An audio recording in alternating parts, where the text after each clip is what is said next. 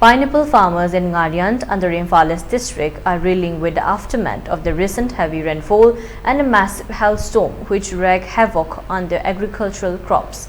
Facing substantial losses, these farmers are now demanding government compensatory support without fail.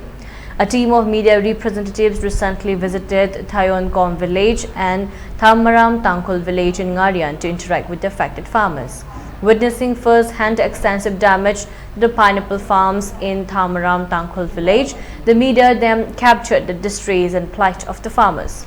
The Yelhomi Organic Value Chain Development for Northeast Region, a farmers producer company in Thamaram Tangkol village, expressed their concerns over the significant losses they anticipate this year due to the natural disaster.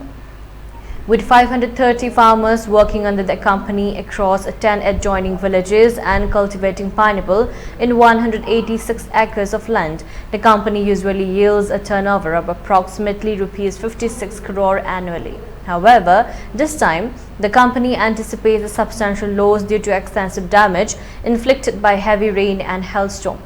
Somingam Khai Singh, chairman of the company, lamented the lack of response from the government despite their efforts to seek assistance.